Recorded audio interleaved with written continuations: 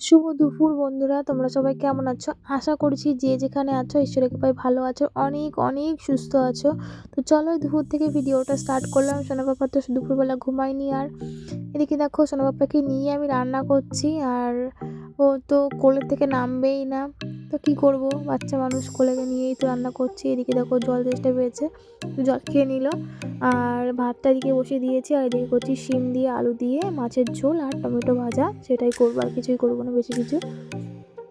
তো দেখো এদিকে দেখো জামা কাপড় কিছুটা শুকিয়ে গেছে, সেটা তুলে নিয়ে গেছিলাম আগে। এদিকে দেখো আর কিছুটা শুকিয়ে গেছে, তো সেটাও আমি এখন তুলে নিচ্ছি, না হলে আমি যদি একটু শুয়ে পড়ি, আর শুয়ে পড়বো কী করে, তাই সেটাই ভাবছি। পাপা শোনা তো এই মাত্র জাস্ট ঘুমালো, তাই না উঠে পড়লে আর ঘুম তো আমার হবেই না। চলো,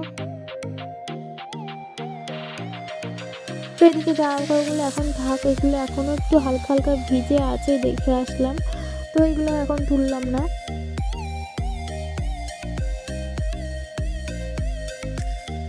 এদিকে হালকা হালকা রোদ আছে বলে এগুলো আর তুললাম না।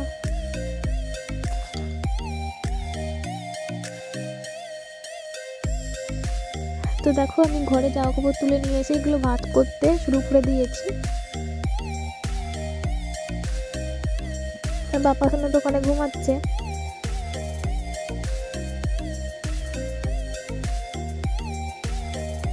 তো তারপরে দেখো আমি জামা কাপড় ভাঁজ করার পরে দেখো এদিকে আমি এই যে আলমারির উপরটা অনেক দিন পরিষ্কার করা হয় না, অনেকটা নোংরা পড়েছে, অনেকটা নোংরা জমে আছে দেখছি। তো এই যে কাবারগুলো আজকে আর কিছুটা পরিষ্কার করব না, এগুলো একটু ঝেড়ে টেড়ে নিয়ে আমি এগুলো আবার ঠিকঠাক করে পেতে দেবো, দিয়ে তারপরে একদিন পরিষ্কার করে নেবো। এগুলো আগে শোপিসগুলো ভালো করে পরিষ্কার পরিষ্কার করে এবার যেখানে জিনিস সেখানে রেখে দিচ্ছি। যেহেতু পাপা সোনা ঘুমাচ্ছে ওই জন্য একটু তাড়াহুড়ো করেই করছি। আর এখন যেন ভয়েস ওভার দিচ্ছি, এখন বাজে 12টা, 12:30 বাজে, আর প্রচুর ঠান্ডা, ওই জন্য একটু অসুবিধা হচ্ছে, ভীষণ অসুবিধা হচ্ছে ঠান্ডায়। তো দেখো এদিকে দেখো সব কিছু পরিষ্কার টরিষ্কার করে রেখে দিলাম।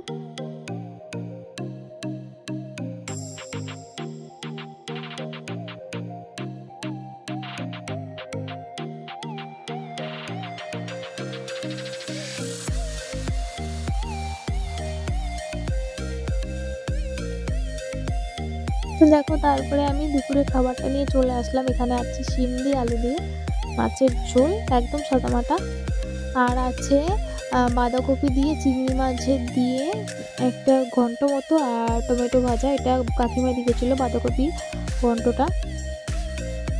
তো এই যে আমি খাওয়া শুরু করে দিলাম, আর বাঁধাকপি ঘন্টটা খুব সুন্দর হয়েছে। কাকিমা তুমি যদি আমার ভিডিও দেখে থাকো তাহলে তোমাকে বলছি সুন্দর হয়েছে। তো চলো খাওয়া দাওয়া করে নিই, তারপরে তোমাদের সামনে আসছি আবার।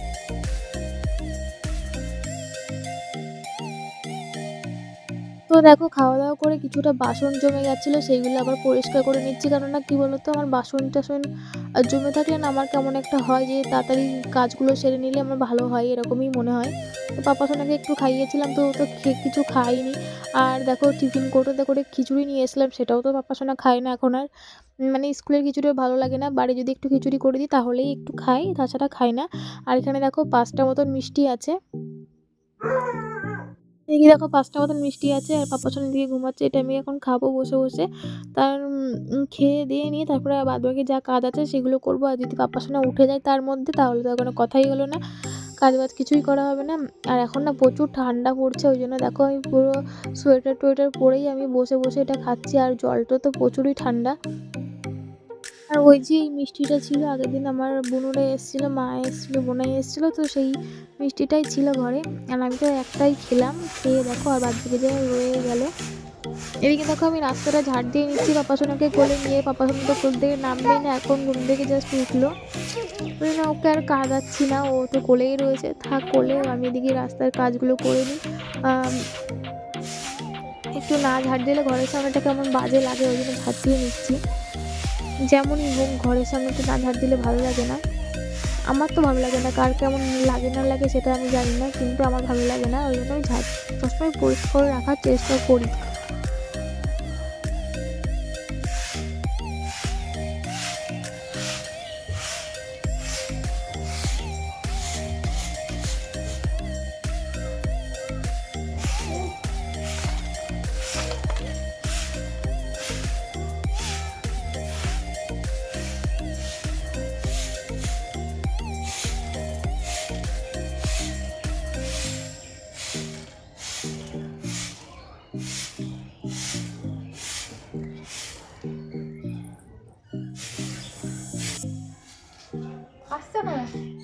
দেখো রাস্তাটা দিয়ে আমার কমপ্লিট হয়ে গেল, আর এদিকে আমি ঘরে চলে এসেছিলাম হাত মুখ ধুয়ে বাপ্পা সোনাকে নিয়ে ঘরে চলে এসেছি। এই দেখো বাপ্পা সোনা একা একা জল খাচ্ছে, এখানে গরম জল ভরে দিয়েছি, ও একা একাই খাচ্ছে।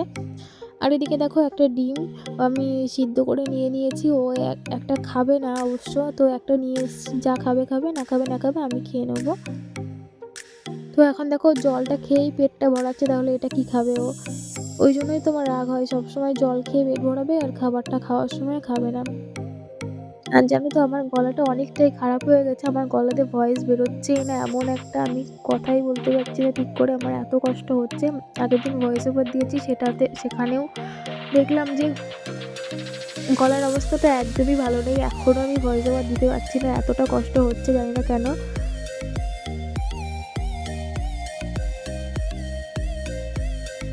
পাপ্পা সোনাকে খাওয়ানোর পরে দেখো এখানে দেখো বেড়ির করে জল ফেলেছিল পাপ্পা সোনা, তো এখানে দেখো আমি একটু ভালো করে হেয়ার ড্রায়ারতে দিয়ে আমি ভালো করে শুকিয়ে নিচ্ছি। এই যে প্রায় এরকমটাই করে ও, ওই জন্য খাটের পরে বসে ওকে কিছু খেতে দিই না।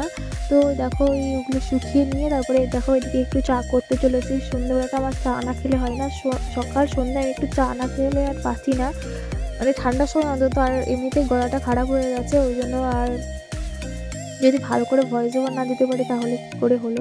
ওই জন্য আমি সবসময় চেষ্টা করি যে তোমাদেরকে ভালো করে ভিডিও দেওয়ার চেষ্টা করি, কিন্তু ভিডিওতে ভালো ফল মানে রেজাল্ট পাচ্ছি না, যে এত কষ্ট করে ভিডিও দেওয়ার পরেও যদি একটু ভালো লাইক কমেন্ট শেয়ার এগুলো যদি আসে তাহলে নিজেরা ভালো লাগে দেখতে। আর এদিকে দেখো আমি কাজ বাজ করে নিয়ে চাটা খেয়ে নিয়ে পাপ্পা সোনা দেখো এখন এই যে ডাঙ্কাটা মানে নেওয়ার জন্য ভীষণ বায়না করছিলো, তো ডাঙ্কাটা পেরে দিলাম, এখন বাজাচ্ছে ডাঙ্কাটা।